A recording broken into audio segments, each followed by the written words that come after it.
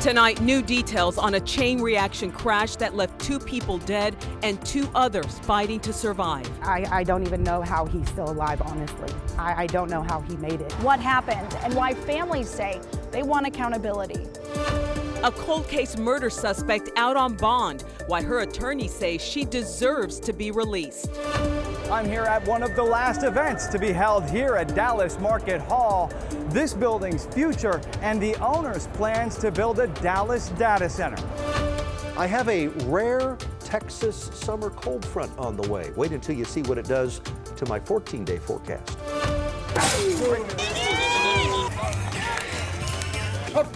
There it is. It may not be real tackle football just yet, but the Cowboys are getting closer. The first day of practice here at camp coming up. I'm really excited about those battles of watching our offensive line compete against what I think is going to be an elite defensive line. We begin tonight with a devastating crash that changed several lives in an instant. 2 people are dead, 2 others injured after investigators say a pickup truck slammed into a car from behind, sending it into oncoming traffic. Brittany Costello spoke with a witness who saw that crash and a mother who says her son is still fighting for his life. Cleburne Highway in Crescent is a busy stretch.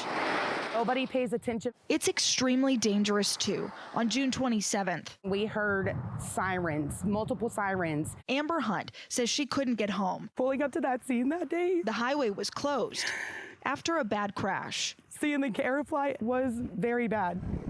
The TxDOT accident report shows what investigators believe happened. A northbound car was making a left turn from 171 when an F-250 slammed into it from behind, forcing it into oncoming traffic.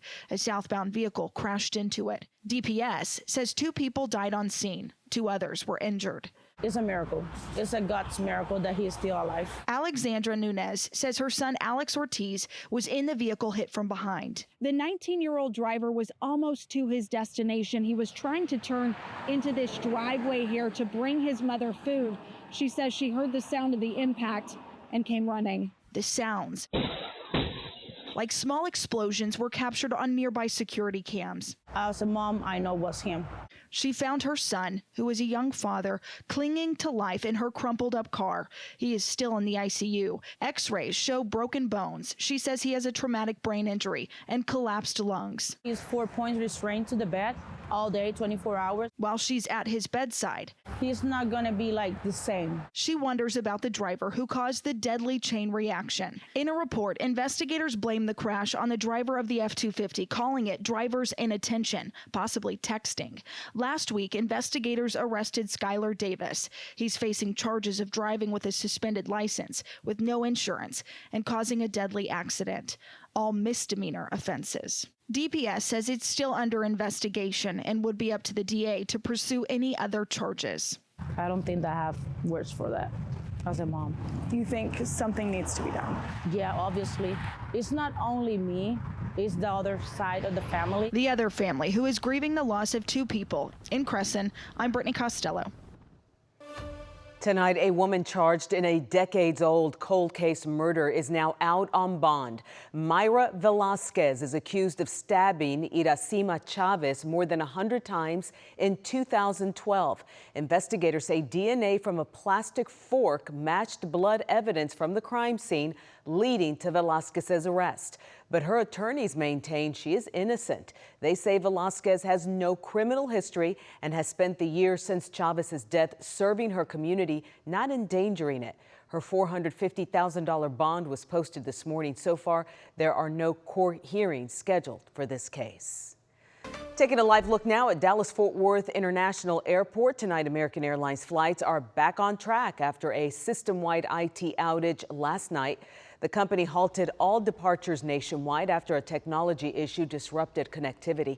Flights were cleared for takeoff less than an hour later, but by then there were more than 1,000 delays and 200 canceled flights. Tonight, we're still working to learn what caused that outage. And developing right now, a Dallas landmark's future is now uncertain. Dallas Market Hall has stopped scheduling events, raising questions about what comes next. Our Luke Clary did some digging to try and figure out what happens now. You looking at time traveling, my friend? For nearly 2 decades, Party Fest has called Dallas Market Hall home. You still feel the same energy of when it was like first built. It's very vintage, and that's kind of how our show is. That vintage setting has become part of the show's identity. Party Fest brings corporate event planners, caterers, and entertainers together. But now, Party Fest may need a new home. Right now, Dallas Market Hall's exhibition floor is pretty packed, but the upcoming calendar paints a different picture. You've got one more event in August, then nothing for September and October. Dallas Market Center has stopped booking future events at Market Hall. Property owner Crow Holdings is weighing how to redevelop the site. The company announced plans about 6 months ago for a 40-acre, 245-megawatt data center campus along the Stemmons corridor. It did not respond to our request for comment in time for this report. Market Hall opened in 1960, built by developer Trammell Crow. It's their property. They can do what they want to with it. I think it's a little sad because I think Dallas needs to have places like this available for people like ourselves that produce these shows. Party Fest isn't sure where it will go next year. This exhibitor will miss Market Hall, but he's willing to roll with it. It's tough, right? Because we kind of cling on to a lot of what we know in the past, but if there's anything constant in the world, it's change that's happening. Get that lasso! In Dallas, I'm Luke Clary. Speaking of change, right now the city of Plano is discussing its budget for the upcoming year. Just last year, the city raised its tax rate for the first time in 16 years. Now, new fire stations and a plan to add 120 firefighters by 2030 have officials weighing another tax hike. We'll let you know once those numbers are released. City's also moving forward with its transformation of the shops at Willow Bend to its new home for the Dallas Stars. According to our partners at the Dallas Business Journal, the Plano City Council approved a contract with a firm to conduct a traffic study for the proposed $3 billion redevelopment. The city's plan would see the mall demolished next year and the new venue open in 2031. Well, from one sports team to another, the Dallas Cowboys officially had their first practice at their preseason camp today. And lead sports anchor Joe Trahan is taking us inside all the action from a much cooler Oxnard, California.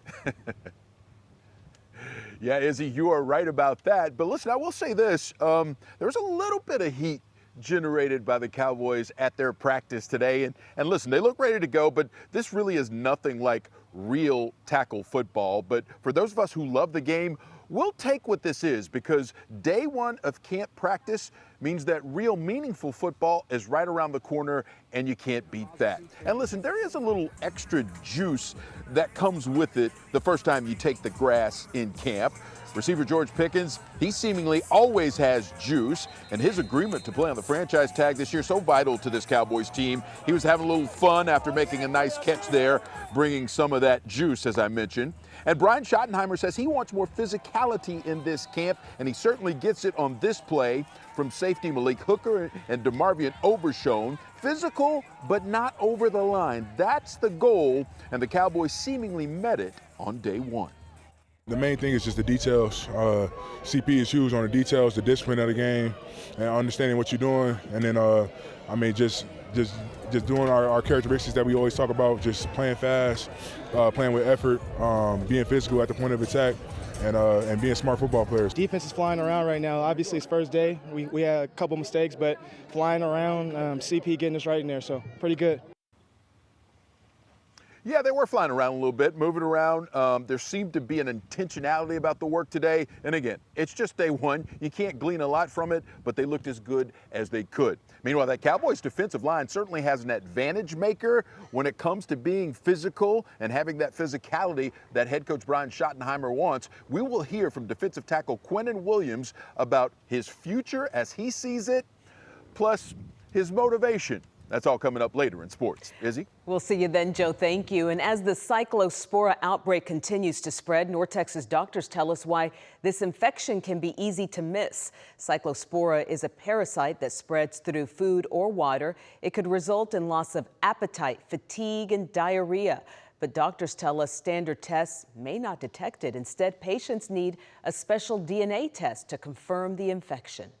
It's tricky to diagnose, but it's different than all the others. It takes a week to develop, and it can come and go for several weeks. Dr. Winter says Cyclospora is not new. This year's increase is raising questions. He reminds people to seek medical care if they have persistent or severe symptoms and get a proper diagnosis.